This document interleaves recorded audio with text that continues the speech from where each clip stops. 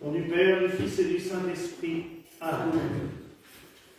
Mes très chers frères et sœurs, réjouissez-vous. Voilà le message de cette journée. Tous les textes nous parlent de cette réjouissance. Mais pour quel motif devons-nous nous réjouir? La fête de Noël qui approche? Oui, sans aucun doute. Mais c'est surtout l'annonce de notre salut qui doit, aujourd'hui encore plus qu'il y a 2000 ans, nous faire bondir de joie et d'allégresse. Tous les prophètes annonçaient la venue du Messie. Et le dernier des grands prophètes est sans aucun doute Jean-Baptiste. C'est un saint du Nouveau Testament, mais il a encore ce côté des prophètes de l'Ancien Testament. Un peu comme Saint Joseph, ils sont à cheval entre les deux, ils font la liaison. Qui es-tu? En effet, imaginez cet homme couvert de peau de bête qui parcourt les rives du Jourdain en annonçant un baptême pour nous sauver, un baptême de purification. Pour les Hébreux, ils se posaient la question, est-ce le Messie? Est-ce lui que nous attendons depuis tant de siècles? Ils étaient perturbés. Qu'est-ce qu'il fait là? Pourquoi il est là? Et tout d'un coup, il répond, mais non, c'est pas moi. Ah, zut, si c'est pas toi alors,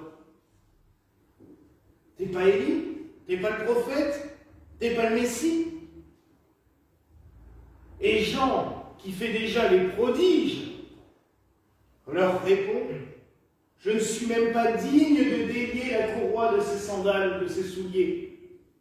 Oh. Donc, ce qui doit venir est bien plus grand, bien plus fort, bien plus puissant. Là, pour les pharisiens, je pense que c'était la goutte de trop. Qu'est-ce qui... D'ailleurs, quelques temps après, ils vont pousser le roi Hérode à faire condamner Saint Jean-Baptiste à mort. Hein. Le Christ. Voilà celui qui l'annonce. L'envoyé de Dieu. Dieu fait homme. Mais ça, ils ne s'en rendent même pas compte. Parce que dans le peuple hébreu, on attendait le Messie. Mais personne ne s'imaginait que ce Messie serait Dieu lui-même incarné sur la terre. Et comment il va s'incarner? Car comme vous le savez, je vous le dis souvent, Dieu a déjà beaucoup d'humour, et Dieu arrive toujours par là où on ne s'y attend pas. On l'attend avec des portes grandes ouvertes, des haies d'honneur, des trucs, et il rentre par la fenêtre du grenier. Et là, il arrive par un petit bébé qui va naître dans une mangeoire au fond d'une grotte à Bethléem. Ah, c'était pas ça qu'on attendait, hein. Mais bon, de toute façon, il ne faut pas se leurrer, il serait arrivé sur un char de feu avec des anges, des corps d'anges, il y en a quand même qui ne l'auraient pas reconnu et qui auraient dit « Oh non, ça doit être un imposteur ». Donc, quoi qu'il fasse, va-t-il mieux arriver dans la pauvreté. Un Dieu qui s'offre aux hommes. Un Dieu qui nous a créés, mais qui, pour mieux nous comprendre, pour mieux nous aimer, pour mieux nous sauver, se rabaisse à devenir comme sa créature pour mieux l'aimer et comprendre. Mais c'est fabuleux ça. Là, il y a quoi se réjouir? Enfin, moi, personnellement, ça me réjouit depuis des années. En étudiant toutes les divinités qui ont pu être faites et vénérées et tout, c'est le seul qui vient et qui s'offre aux autres. Dans toutes les religions, on offre des quantités énormes de cadeaux à la divinité. Ah, tout plein. Même des sacrifices à une époque. Et là, non. Dieu vient, il s'offre aux hommes par une femme, Marie. Il devient, il y en a qui se réjouissent bien, il devient l'un d'entre nous, il devient comme nous. Et il se donne à nous. Mais c'est... Pour moi, ça suffirait. Tout ce qu'il y a eu autour, oui, c'est fabuleux, c'est énorme. Les miracles, les guérisons, les résurrections. Mais rien que cela. Un Dieu qui descend des cieux, qui devient comme nous, qui devient le plus pauvre des petits bébés. Parce que, oui, le bébé aurait pu naître dans un grand palais. Ah non, il va naître là où c'est le plus pauvre. Pour nous montrer que partout, en chacun de nous, il est là. Il est présent. Là, il y a de quoi se réjouir. Et là, nous comprenons mieux la fête qui vient, qui approche. Encore cette année, ça va, 15 jours. L'année prochaine, ça va être un peu bousculé, parce que quand on sera au troisième dimanche de l'Avent, ça sera dans 8 jours après Noël, puisque l'année prochaine, l'Avent, il est réduit à 3 semaines. Le 24 décembre sera un dimanche, donc on va devoir tout faire le même jour. Ça va être compliqué.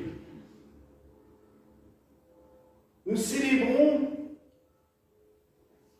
aujourd'hui cette lumière qui va jaillir. Et c'est pour cela que les ornements liturgiques sont roses. Je l'ai déjà dit, mais je vais le redire parce que certains ne l'ont pas entendu encore. Quand on a une belle journée, le ciel le matin d'abord c'est tout noir, fini. Puis, il y a une pâle lueur mauve. On sait que la lumière va arriver. Puis à un moment donné, le ciel devient tout rose. Et le soleil arrive, et c'est la pleine lumière. C'est pour cela que la liturgie a choisi, au milieu de l'Avent et au milieu du carême, de mettre la couleur rose, au milieu de la couleur violette de pénitence, pour dire, la lumière arrive, vous inquiétez pas, elle est là. Pour nous dire aussi, soufflez, vous inquiétez. Voilà, il n'y a pas de fatalité. On a l'impression qu'il fait tout noir, mais non. La lumière est là. Et c'est ça que nous célébrons aussi aujourd'hui. Nous avons célébré cette lumière, un peu particulièrement encore hier soir avec la messe aux chandelles. Mais cette lumière, elle brille en permanence dans nos cœurs, partout. Nous allons, on a déjà sorti la collection de crèches dans l'église, mais cette semaine nous allons faire la grande crèche au fond. Mais la plus belle des crèches à préparer, avant ce Noël qui arrive, nos cœurs. Eh oui, nous recevons le Seigneur, nous l'avons reçu déjà notre baptême, et nous le recevons quand nous recevons l'Eucharistie. Nous sommes des crèches vivantes. Et nous devons nous préparer. Cette période de l'Avent, elle sert à ça. Parce que nous célébrons la première venue du Christ. Et comme je vous l'ai déjà dit à plusieurs reprises, nous attendons surtout le second avènement. Et en tant que chrétiens, nous devons nous y préparer tous les jours. Alors oui, c'est un peu laborieux, car il nous l'a bien dit, vous ne saurez ni jour ni l'heure. Comme dit, il arrive toujours quand on ne l'attend pas et par où on ne l'attend pas. Mais il faut être prêt. Et alors là, j'aimerais bien pouvoir le voir, mais de toute façon nous le verrons tous, puisqu'il nous l'a écrit, les cieux et la terre, tout sera réuni, et on reprendra tout à zéro. Imaginez ce jour-là, Mais à côté, les joies de Noël, c'est rien. Le jour où nous pourrons contempler le Seigneur face à face, là aussi, à quoi se réjouir, rien d'y penser, rien que de se dire, un jour, tous ensemble, tous réunis, autour du Seigneur. Mais ça, c'est une joie inexprimable qui vous prend là et qui est indescriptible, j'allais dire, avec des mots humains.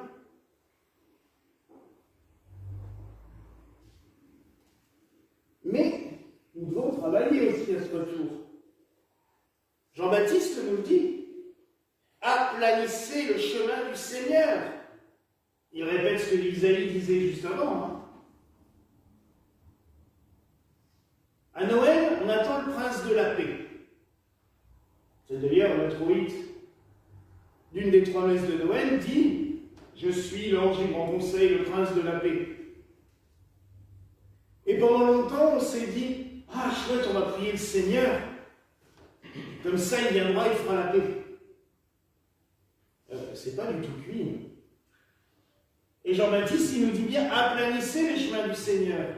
Ça veut dire que plutôt, et les autres textes évangéliques ou même de l'Ancien Testament sont plutôt clairs là-dessus, c'est le jour où les êtres humains seront capables de faire la paix et de vivre en paix que le Seigneur pourra revenir. Parce que toutes les conditions seront mises en place pour le règne de Dieu sur la terre. Donc on doit y travailler tous les jours, chacun à notre manière. Faire la paix, c'est pas juste entre des nations qui se tirent dessus, mais c'est avec son prochain, c'est avec celui avec qui on est fâché, c'est aussi avec nous-mêmes. Qui peut dire qu'il est totalement en paix avec lui-même, qu'il s'accepte totalement tel qu'il est, qu'il n'a aucun souci? Non, aucun. Heureusement. Là, j'aurais dit que vous êtes des menteurs. On ne peut pas être en paix avec soi-même. On n'y arrive pas. On est humain. On a nos faiblesses comme tous les autres. C'est normal. Mais c'est un travail de chaque jour. Car tous les jours, on a quelque... Oui, ça va. Moi, ce qui me surprend souvent, c'est la capacité de l'être humain. Et je vous le dis parce que je suis totalement comme ça aussi. Et bon, les enfants, vous avez pas, les jeunes, vous n'avez pas beaucoup de recul, mais nous, avec le temps aussi, quand on pense encore maintenant, moi à 43 balais, à des conneries que j'ai fait étant tout petit, je dis, ah, tu te souviens de ce jour-là où tu as fait ça? Et à un moment, tu dis, ouais, oh, c'est bon, passe à autre chose. Et ça, c'est des fois la nuit, quand on dort pas. Ou même la journée, des fois, tout d'un coup, il y a un truc. Mais c'est bien la preuve qu'on n'est pas en paix avec soi-même. Alors que le Seigneur vient nous donner la paix, il est venu pour ça. Quand on reçoit le sacrement du pardon, en plus pendant la messe gallicane, on le reçoit à chaque messe, et que le Christ, par la parole du prêtre, nous dit « Vos péchés vous sont remis, je vous absous », logiquement, tout ça, on doit le sortir de notre esprit. On doit lui charger sur son dos à lui, il l'emmène là-haut, et puis nous, Mais non, l'être humain a toujours tendance à vouloir ressasser, à revenir dans le passé. Faire contrition du passé, ok, mais pas sans cesse le rabâcher, ça ne sert à rien. Ça fait partie de ces fardeaux dont on doit se débarrasser pour avancer. Faire une randonnée avec un sac de 50 kg sur le dos, allez.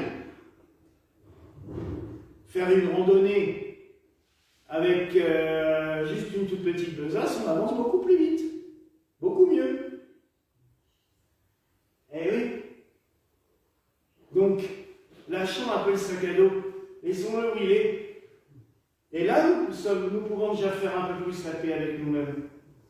Là, c'est un travail aussi ardu. Alors oui, mes frères et sœurs, travaillons, aplanissons les chemins du Seigneur, enlevons tous ces fardeaux, tous ces cailloux, tout ce qui nous pèse, tout ce qui empêche la venue du Seigneur sur la terre, mais dans notre cœur. Parce que si le cœur il est bourré de pierres, comment vous voulez que le Seigneur il arrive à trouver un petit peu de place? Bon, remarquez, la grâce de Dieu, c'est très beau. Je terminerai sur cette image parce que c'était un prof qui avait fait ça il y a quelques années. Il avait pris une grande cuve transparente et il avait mis plein de pierres. Et il dit à ses élèves, plein, hein, il dit à ses élèves, est-ce qu'il y a encore de la place?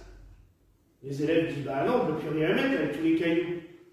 Alors il a pris du sable, il a versé le sable dessus, il est rentré dans tous les interstices. Il dit, bah si, vous voyez, on arrive encore à mettre quelque chose. Ah. Est-ce qu'il y a encore de la place? Bah non. Bah si, il a été prendre une carafe d'eau, il a versé la carafe d'eau. Et l'eau est passée entre les pierres et le sable. Et bon, c'était une université religieuse et il leur a dit après, bah, la grâce de Dieu, c'est ça. Vous avez beau vous encombrer avec des pierres, des gravats, toutes sortes de cirques, quand on met l'eau purifiante, l'eau vivifiante de la grâce de Dieu, elle pénètre partout et elle s'insinue partout. Mais il est clair que si on enlève les cailloux, on a beaucoup plus de place pour Dieu. Mais malgré tout, envers et contre tout, il est là, présent, partout, en nous. Donc, ne jamais se dire non plus, oh, moi ça ne sert à rien, il n'est pas là. Je ne ressens pas, il n'est pas là. Non, il est là. Il faut juste que toi, tu fasses un peu de place, si tu veux le ressentir. Alors ça donne quand même beaucoup de motifs de se réjouir. Et on comprend pourquoi Saint Paul il nous dit, mais réjouissez-vous sans cesse dans le Seigneur. Gaudete, en latin, c'est le nom de ce dimanche. On a de quoi se réjouir. Alors réjouissons-nous. Célébrons Dieu, célébrons le Seigneur qui se donne à nous. Et préparons-nous sans cesse à sa venue. Là, nous allons, les 15 prochains jours, ça va être beaucoup de préparatifs un peu partout. Ici, ça a déjà bien commencé. Mais il y aura encore du boulot jusqu'à Noël, largement. Mais c'est que ces préparatifs nous rappellent toujours qu'il y a d'autres préparatifs à faire. La crèche là-dedans. Notre esprit, notre âme, notre cœur, pour le retour du Seigneur. Voilà la grâce que je nous souhaite, au nom du Père, du Fils et du Saint-Esprit. Amen.